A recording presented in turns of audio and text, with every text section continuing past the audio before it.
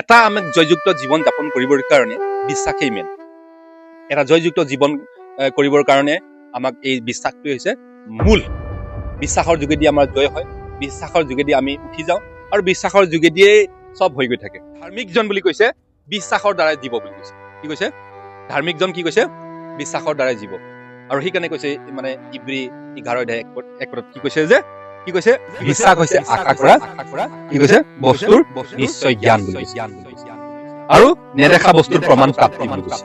যিটো বস্তু দেখাই নাই আজিলৈকে সেইটোকে মানি লৈছে এইটোৱে হ'বই। ইমান মানে গেৰেণ্টি দিছো এইটো হ'বই। মই দেখা নাই কিন্তু মই মানি লৈছো এইটো হ'বই, সত্যি হ'ব। এইটোকে কৈ বিশ্বাস। আমাৰ যীশুখ্ৰীষ্টই কৈছে যে তোমালোকৰ যদি সৰিয়হ তিলৰ সমানো যদি তোমালোকৰ বিশ্বাস থাকে তেন্তে এই পাহাৰটোক যদি কোৱা এই পাহাৰটো উঠি গুচি যাব বুলি কৈছে। এই পাহাৰো উঠি গুচি যাব। তোমালোকৰ মানে কি বুজাব বিচাৰিছে? কি বুজাব বিচাৰিছে? মানে এই পিতৰহঁতৰ কি বিশ্বাস নাই? যীশুখ্ৰীষ্টই এইটো বুজাব বিচাৰিছে নেকি তোমালোকৰ বিশ্বাস নাই, বিশ্বাস এটা জমা এনেকৈ কৈছে নেকি? নাই কোৱা। পিতৰহঁতৰ বিশ্বাস আছে কাৰণ যীশুখ্ৰীষ্টৰ লগতে ঘূৰি থাকে, বিশ্বাস আছে, কিন্তু সিহঁতৰ ডাঙৰ বিশ্বাস থাকিলেও এটা সত্য বিশ্বাসটো নাই বুলি কৈছে। সেই সত্য বিশ্বাসটো লাগিব। গতিকে মানুহৰ ডাঙৰ বিশ্বাস হলে নহব, সত্য বিশ্বাসটো লাগিব। পিতৰেতো তাৰ যীশুৰ লগতে ঘূৰি আছে, তাৰ কি বিশ্বাস নাথাকিব নেকি?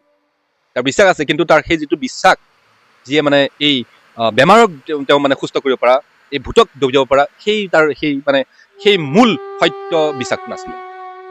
আৰু সেই সত্য বিশ্বাসটো লাগিব। সৰু বিশ্বাস লাগে কিন্তু সত্য বিশ্বাসটো লাগিব।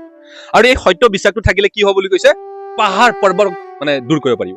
এতিয়া বহুতেই ভাবে আমাৰ খ্ৰীষ্টান বিলাকে পাহাৰ কেছে হৈ গয়া পাহাৰক দূৰ কৰিব পাৰিব জানো মানুহ এজনে? সেইটো ভাবে। কিন্তু ইয়াত যীশুখ্ৰীষ্টই পাহাৰ মানে এইটো তেওঁ যিটো ব্যৱহাৰ কৰিছে পাহাৰ, সেইটো মেথাফৰত ব্যৱহাৰ কৰিছে। এইটো বাইবেলৰ ভাষাত কয় মেথাফৰ। আৰু আমি অসমীয়াত যাক কওঁ আমি উপমা বুলি কওঁ, যাক আমি অসমীয়াত আমি ৰূপক বুলি কওঁ। তেওঁ এটা উদাহৰণহে দিছে। তেওঁ পাহাৰক কোৱা নাই এই পাহাৰটো গুচি যাব, এই পাহাৰটো গুচি যাব, পাহাৰটো উঠি যাব, পৰ্বতটো উঠি যাব, এই বুলি যীশুখ্ৰীষ্টই কোৱা নাই। সেইটো মানুহে হাঁহিব, কেনেকে পৰ্বত যাব, কেনেকে পাহাৰ যাব, আৰু সেইটো ইম্পচিবল। সেইটো তেওঁ উপমা দি কৈছিলে, সেইটো এটা ৰূপক দি কৈছে বুলি কৈছে। যেনেদৰে আমাৰ অসমীয়াতো ৰূপক আছে, আমাৰ অসমীয়াতো এই উপমা আছে। কৈছে আমি কওঁ এই তেওঁ সিংহ পুৰুষ, তেওঁ সিংহ পুৰুষ। কি সি সঁচাই সিংহ নেকি? তেওঁ সঁচাই সিংহ নেকি? সিংহ নহয়। তেওঁ আমি এটা বলৱান পুৰুষ বা তেওঁ শক্তিশালী পুৰুষ হিচাপে তাক আমি কৈছো তেওঁ সিংহ পুৰুষ। আৰু কাৰোবাক আমি কওঁ, আমি উপমা হিচাপে কওঁ জীৱন এটি যাত্ৰা বুলি কওঁ। কি সঁচাই যাত্ৰা নেকি? গৈ থাকে নেকি? কিন্তু আমি কথাটো মানে বুজাবৰ কাৰণে কওঁ জীৱন এটি যাত্ৰা বুলি কওঁ।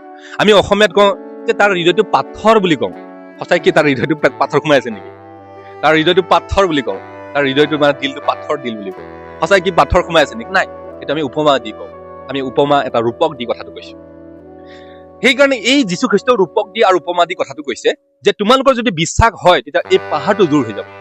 পাহাৰটো দূৰ হৈ যাব মানে সেইটো ৰূপক দি কথা কৈছে, উপমা দি কৈছে। তাৰ পাহাৰ আমাৰ জীৱনত যিটো ডাঙৰ সমস্যা আছে, যিটো ডাঙৰ মানে সমস্যা, যিটো পাহাৰ নিচিনা থিয় হৈ থাকে, সেই পাহাৰটো যাব। সেই পাহাৰটো আমাৰ বিশ্বাসৰ যোগেদি যাব।